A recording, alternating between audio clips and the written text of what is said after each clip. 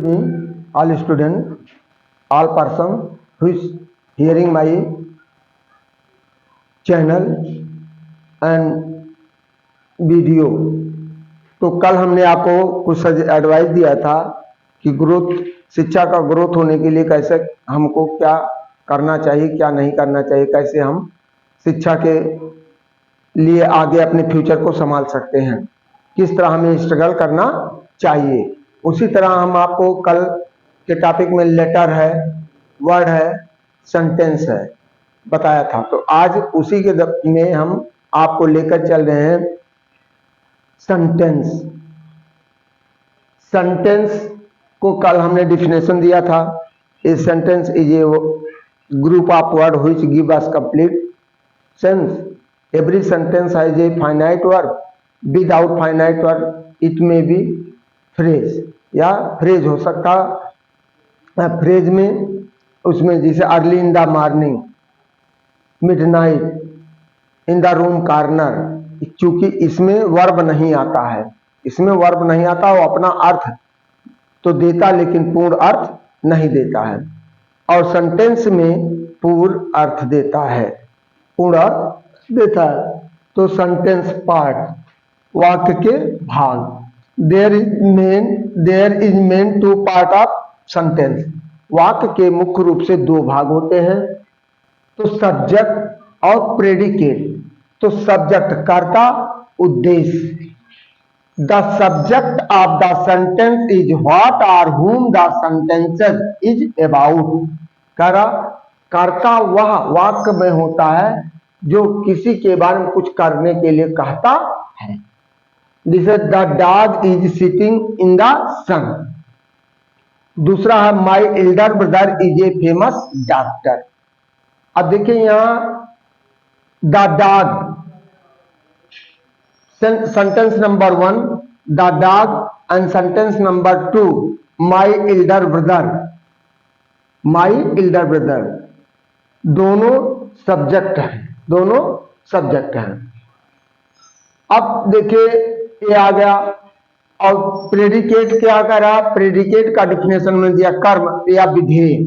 A predicate is the part of sentence और a clause that tells what the subject is doing और what the subject is. यानी predicate में हमें बतलाया जाता है कि कर्ता के द्वारा जो कर्म किया जाता है वही प्रेडिकेट होता है।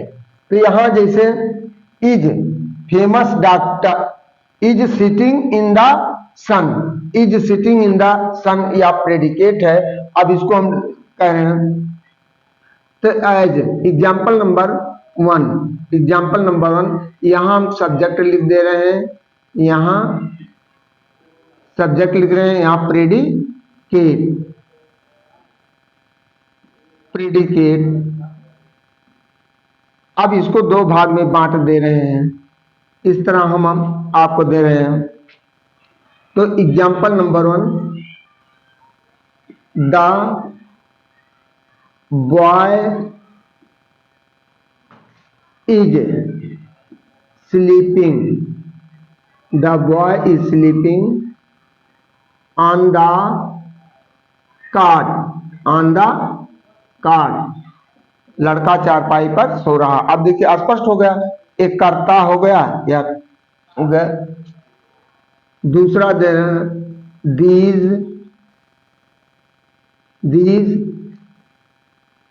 Flowers are red, are red, these flowers are red, ये फूल लाल है। और तीसरा हम दे रहे हैं my father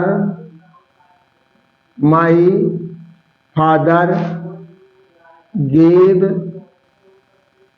me a gift, my father gave a me gift, मेरे पिता ने मुझे एक पान। अब देखिए ये my father, the boy, these flowers, my father, ये क्या है? हमारे सब्जेक्ट हैं। और ये क्या हो गया, प्रेडिकेट का भाग हो गया। अब इस तरह से हमारा दूसरा टॉपिक है, कोई दिक्कत नहीं होगी इससे जानने में। अब दूसरा टॉपिक हमारा है what may be subject. What may be subject. What may be subject, क्या क्या हो सकते हैं, कर्ता क्या क्या हो सकता है in any sentence. What may be subject in any sentence. तो नाउन होता है, क्या होता है,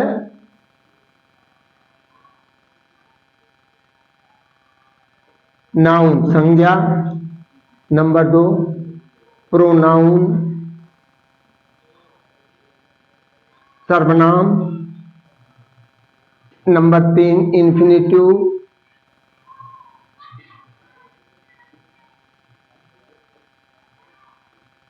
नंबर 4 जीरेंड। जीरेंड। अब देखिए कैसे आप जानते हैं। Noun Amit goes to school. Amit goes to school. Amit के स्थान पे आ गया he goes to school. He goes to school. To work is my duty. Is my duty. Smoking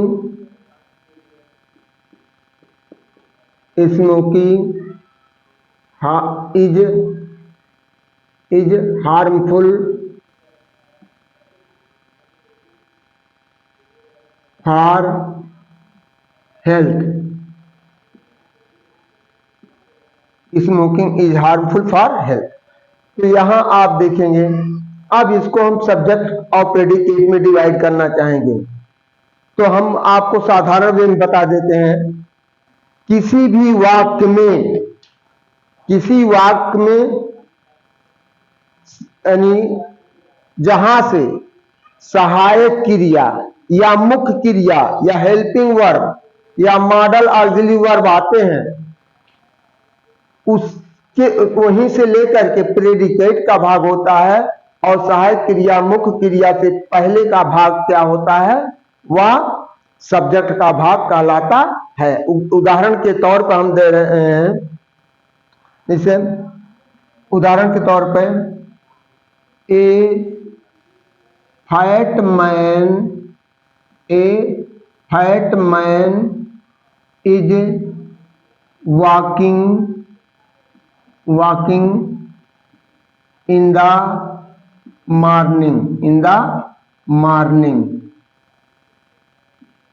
एक मोटा आदमी। अब देखिए यह हो गया सब्जेक्ट और यह हो गया प्रेडिकेट।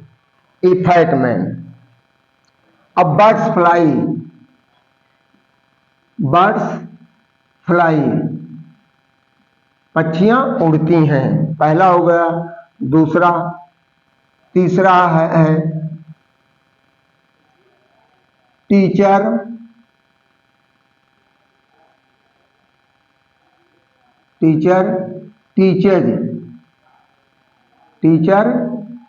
टीचर मी इंग्लिश। टीचर टीचर मी इंग्लिश। अब इस तरह हमने 3 दे दिया है। अब यहां देखिए to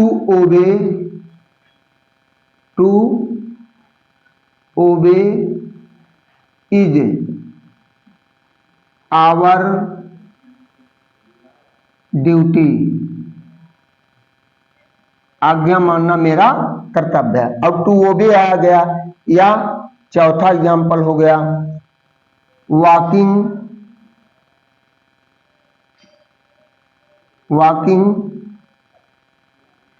in the morning. Walking in the morning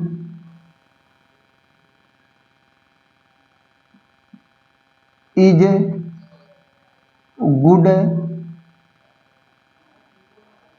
for health,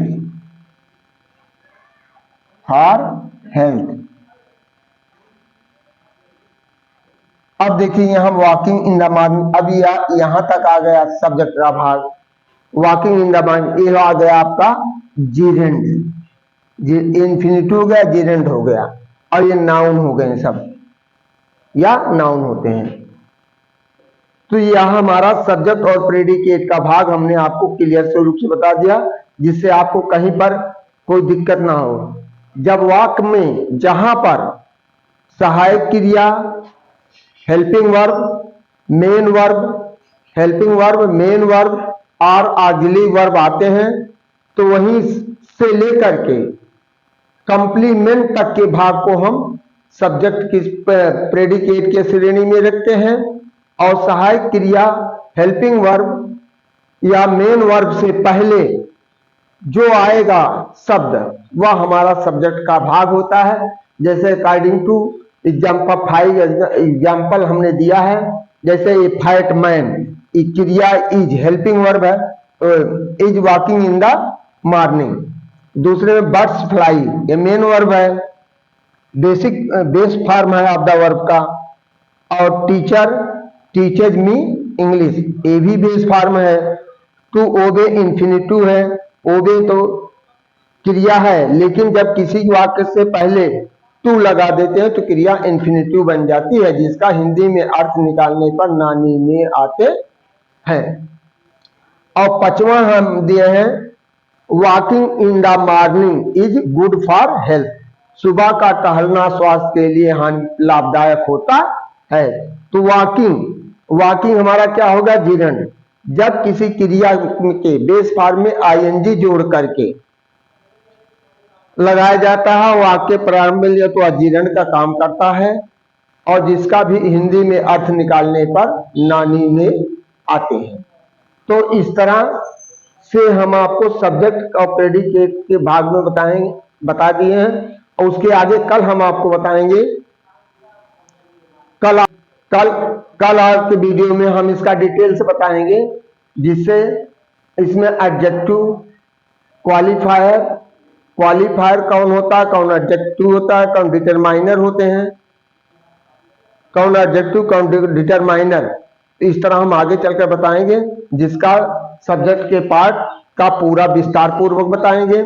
इसके बाद कल आपको उसी वीडियो में हम आपको प्रेडिकेट के बारे में विस्तार पूर्वक बताएंगे, जिससे रीअरेंज करने में हमें कोई दिक्कत ना हो। थैंक यू, धन्यवाद।